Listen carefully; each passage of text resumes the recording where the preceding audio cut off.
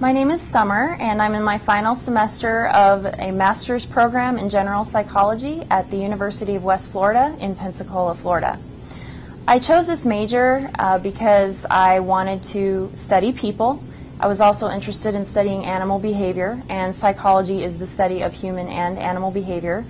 And eventually what I would like to do with the degree is go on and get a PhD in clinical psychology and be a clinician, maybe do some research on the side. I haven't quite decided exactly what I want to do for a career, but the benefit of getting my master's degree is I have a little bit more flexibility in deciding exactly what it is I want to do for a future career. So that was why I chose to get a master's rather than applying for a PhD program from my bachelor's degree, which a lot of people decide to do.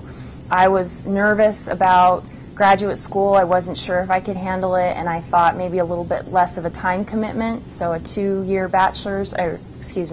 master's program might be a little bit less stressful for me than a PhD program. So I'm really glad that I decided to do that. There are plenty of different courses, learning experiences available for a person in this master's program. In any master's program, you get a little bit more specialized coursework, but all within the area of study that you chose. So for instance, in psychology, you'll be getting coursework in psychology statistics. There will be math involved. There is coursework in industrial organizational psychology, which is the study of the workplace and how humans work together in the workforce. There are courses in neuropsychology, the brain. There's clinical courses, so a lot of abnormal psychology, what you would encounter if you were a clinician and you were working with people who may have mood disorders or other problems that people have.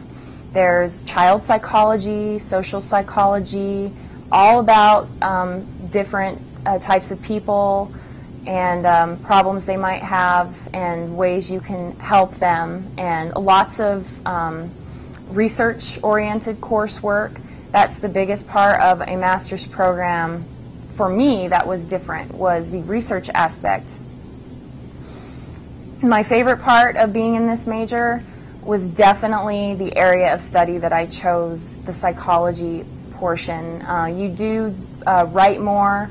I did experience less of a structure in my coursework, so there wasn't as much multiple choice exam, for instance, a lot more essay style writing, and you have to be prepared for that. But I actually enjoyed that because I enjoyed the material. It's important to apply to a graduate program that you're interested in because otherwise that wouldn't be your favorite part of the major. The hardest part for me in pursuing a master's in psychology was the research, because I had not prepared adequately beforehand. I hadn't participated in research before undertaking this degree.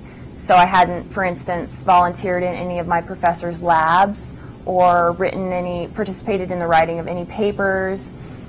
I hadn't been to any conferences ever.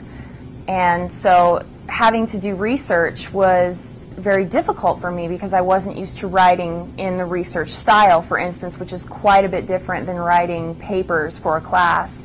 You have to write with a different style, a different format. It's very technical writing, and if you haven't written that way before, it will come as a shock in graduate school.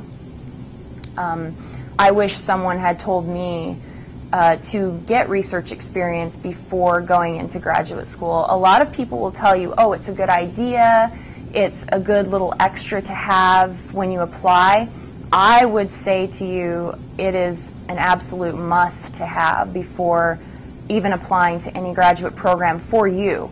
Can you get into especially a master's program without research experience? Yes, you can. If you have a good GPA, if you have good test scores and letters of recommendation from professors, you can get into a master's program, but you will not be fully prepared for a research-oriented master's degree like a general psychology master's program will be.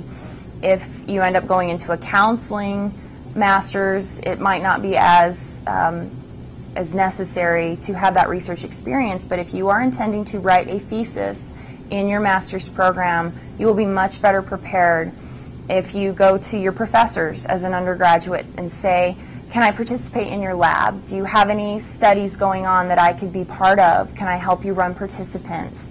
Can I help you write some of the paper?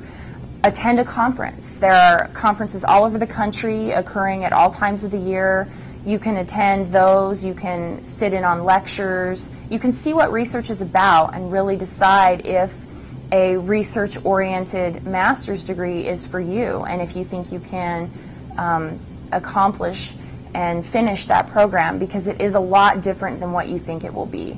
If you are a good student, it does not mean you are cut out for a research program. I would also advise to try and think very hard about what it is you want to do with the degree and do your research on your research. What I mean by that is if you want to do a specific type of research, like work on anxiety, well, go to the school of where you would like to go, or look up professors who do research in that area, and read their articles, become familiar with the type of research they're doing, and decide for yourself if that's really what you want to do. And if the answer is yes, apply to that professor, not necessarily to that school's program, and say to them, I'd really like to work in your lab and here's why. And that will help ensure you get your foot in the door and ensure that you are actually going to be participating in research that you know that you would enjoy beforehand. My final piece of advice for those considering graduate school is to be proactive. Don't wait for people to come to you and tell you about research studies that you might be able to participate in or data that you can help collect, because that won't happen. You have to put yourself out there and go look for those opportunities. Undergraduate students are used to being told what to do. They're given a syllabus. It says do A, B, C, do these things, and you will get an A at the end of the semester if you perform within these boundaries. But for the little extras that will help you succeed in graduate school, you have to find those. They're not laid out for you. You have to check bulletin boards. You have to approach professors. Get to know your professors. They are your biggest asset when it comes to going on to bigger and better things in graduate school. They will be the people who write your recommendation letters. They will be the people who point you in the right direction. They know where the research is at. So if you don't do anything else different in your undergraduate program other than get good grades, be proactive. Put yourself out there and go and look for those opportunities that will help you succeed.